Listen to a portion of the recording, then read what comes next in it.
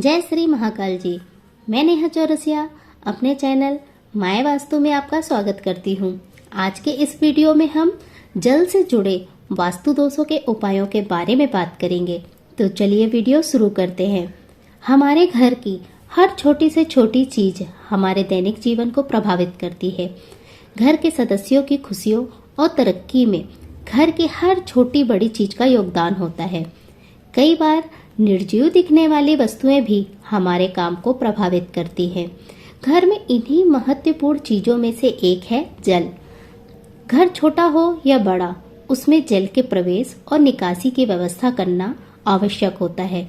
दैनिक दिनचर्या जैसे नहाने, कपड़े धोने, बर्तन साफ करने इत्यादि कार्यों में जल के उपयोग के उपरांत निकले व्यर्थ जल की निकासी के लिए नाली अर्थात ड्रेनेज सिस्टम की व्यवस्था की जाती है। बरसात के पानी की निकासी के लिए भी यह आवश्यक होता है। जल निकासी की व्यवस्था सामान्यतः घर के फर्श के अनुरूप या सार्वजनिक नाली के अनुरूप की जाती है, परंतु वास्तुशास्त्र के अनुसार जल के प्रवेश, जल को संग्रह करने और उसके बहाव के लिए भी एक उचित दिशा होती है। यदि भवन निर्माण के समय इन उचित दिशाओं को नजरअंदाज किया जाता है तो जल संबंधी वास्तु दोष उत्पन्न हो जाते हैं। जल से जुड़े वास्तु दोष किसी भी इंसान के सुख सौभाग्य को दुख दुर्भाग्य में बदल देते हैं। ऐसा वास्तु दोष ढेर सारी परेशानियों का कारण भी बनता है।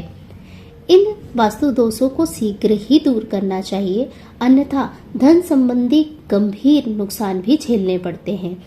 तो आइए जल से जुड़ी दिशाओं, नियमों और उनसे जुड़े वास्तु दोषों के उपायों के बारे में विस्तार से जानते हैं। घर में जल के प्रवेश की दिशा। भवन या मकान पूर्वमुखी है तो घर के अंदर जल को लाने के लिए ईशान कोण, दक्षिण मुखी मकानों के अंदर जल को लाने के लिए नैऋत्य और दक्षिण के बीच की दिशा, पश्चिम मुखी मकानों के अंदर जल को लाने के लिए वायव्य कोण और उत्तर मुखी मकानों के अंदर जल को लाने के लिए ईशान दिशा सबसे उत्तम दिशा मानी गई है। घर में जल के संग्रह की दिशा। वास्तुशास्त्र में भवन का निर्माण करते समय जल का भंडारण या संग्रह किस दिशा में हो, यह एक महत्वपूर्ण विषय है। शास्त्रों के अनुसार भवन में जल का स्थान ईशान कोण में होना चाहिए, परंतु उत्तर दिशा, पूर्व दिशा और पश्चिम दिशा में भी जल का स्थान हो सकता है, परंतु आग्नेय कोण में यदि जल का स्थान होगा तो पुत्र को हानि, शत्रु भय और बाधाओं का सामना करना पड़ता है। दक्षिण पश्चिम दिशा में जल का स्थान पुत्र को हानि, दक्षिण दिशा में पत्नी को हानि, वायव्य दिशा में शत्रु से पीड़ा और घर के मध्य में धन का नाश होता है। इसलिए भवन में जल का भंडारण आग्नेय, दक्षिण पश्चिम, वायव्य कोण, दक्षिण दिशा में नहीं होना चाहिए। जल के भंडारण की सबसे उत्तम दिशा ईशान कोण है। वास्तु नियम के अनुसार कभी भी घर में पानी की टंकी या बोरवेल, कुआं आदि घर के बीचों बीच स्थान पर नहीं होना चाहिए। जल से जुड़ा ऐसा वास्तु दोष ढेर सारी परेशानियों का कारण बनता है। वास्तु नियम के अनुसार यदि घर में भूमिगत पानी की टंकी, बोरवेल या हैंडपंप लगवाना हो तो हमेशा उसे उत्तर या पूर्वोत्तर दिशा में ही लगवाना चाहिए। जल की निकासी की दिशा। आमतौर पर घर के फर्श का ढाल जिस दिशा में होता है उसी दिशा में पानी का बहाव भी होता है। वास्तु विशेषज्ञों का मानना है कि जल की निकासी की सबसे सही दिशा उत्तर मानी जाती है। जिन घरों में ढाल दक्षिण, पश्चिम या नैऋत्य कोण की ओर है, वहां रहने वाले कभी भी सुखी नहीं रहते। वहां रहने वाले परिवार के सदस्यों को आर्थिक, मानसिक, शारीरिक विवाद इत्यादि समस्याओं के अलावा कभी कभी अनहोनी का भी सामना करना पड़ जाता है। घर का व्यर्थ जल बाहर ना जाकर अपने ही वास्तु में रुक जाना एवं कीचड़ हो जाना भी अशुभ होता है। अतः परिवार के सुखद जीवन के लिए जल निकासी की व्यवस्था भी वास्तुनुकूल ही करनी चाहिए। वास्तुशास्त्र के प्राचीन ग्रंथों में दी गई उपरोक्त जल निकासी की व्यवस्था निम्न वास्तु नियमों के अनुसार करना चाहिए। जिस घर का व्यर्थ जल ईशान की ओर से बहकर बाहर की ओर जाता है तो यह स्थिति वैभव एवं संतान वृद्धि कराती है। जिस घर का जल पूर्व की ओर से बाहर बह जाता है तो वह स्वास्थ्यवर्धक एवं घर के पुरुषों के लिए शुभ होता है। जिस घर का जल आग्नेय से बाहर की ओर बहकर जाता है तो यह पुत्र संतान के लिए अशुभ होता है। जिस घर का जल दक्षिण की ओर से बाहर बह जाता है तो वह घर की स्त्रियों के लिए अशुभ होता है। जिस घर का जल नैऋत्य की ओर से बाहर बह जाता है तो यह परिवार के सदस्यों को मृत्यु तुल्य कष्ट देता है।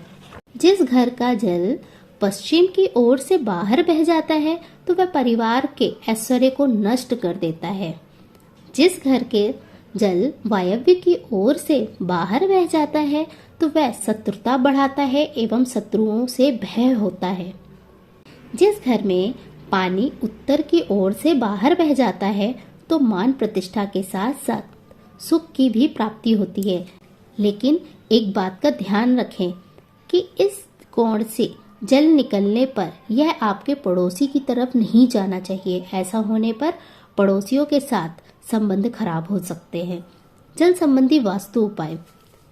वास्तु के अनुसार कभी भूलकर भी घर के किचन में पानी रखने का स्थान गैस के चूल्हे के पास यानी आग्नेय कोण में नहीं बनवाना चाहिए और ना ही चूल्हे के ठीक बगल से पानी को स्टोर करके रखना चाहिए। वास्तु के अनुसार किचन में पीने के पानी को भी हमेशा उत्तर पूर्व दिशा में ही स्टोर करके रखना चाहिए। घर में कहीं का भी नल नहीं टपकना चाहिए, ये बहुत ही अशुभ होता है। वास्तु में इसे गंभीर दोष मानते हैं। इससे नकारात्मक ऊर्जा अधिक प्रभावित हो जाती है। इससे धन का अपव्यय भी होता है। घर बनवाते समय ध्यान रखें कि घर से सटा हुआ या जुड़ा हुआ कोई भी नदी या नाला नहीं होना चाहिए। ऐसा होना वास्तु दोष का कारण बन सकता है। ऐसा होना घर के सदस्यों को बीमार भी बना सकता है। तरक्की रुक रुक कर होती है। अन्य तरह की परेशानियां भी घेरे रहती हैं। बारिश के पानी के निकासी की सही दिशा उत्तर होती है। ऐसा होना आपके घर में धन की वृद्धि कराता है। परंतु ध्यान रखें कि इस कोण से जल के निकलने पर यह आपके पड़ोसी की तरफ नहीं जाना चाहिए। अगर ऐसा होता है आपके पड़ोसियों से संबंध भी खराब हो सकते हैं। वास्तुशास्त्र के अनुसार कभी भी बेडरूम के ऊपर ओवरहेड वाटर टैंक नहीं बनवाना चाहिए, अन्यथा इससे जुड़े वास्तु दोष के कारण उस कमरे में सोने वाले व्यक्ति को हमेशा मानसिक तनाव बना रहता है और डिप्रेशन का भी शिकार हो जाता है।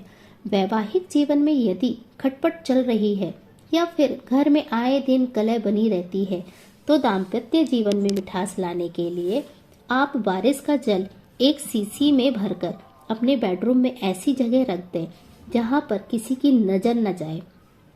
वास्तुशास्त्र के अनुसार रात भर तुलसी को जल में भिगोकर रखें। इसके बाद सुबह के समय इस शुद्ध जल को पूरे घर के हर एक कोने, पूजा घर आदि में छिड़क दें। ऐसा करने से घर की नकारात्मक ऊर्जा समाप्त हो जाएगी और जल से जुड़े वास्तु दोषों से भी मुक्ति मिल जाएगी। तो यह थी जानकारी जल से जुड़े वास्तु दोषों के उपायों के बारे में। यदि मेरे द्वारा दी गई जानकारी आपको पसंद आई हो तो कमेंट करें, लाइक करें, शेयर करें और सब्सक्राइब करें ताकि मैं आपके लिए और भी बेहतर वीडियो ला सकूं। धन्यवाद।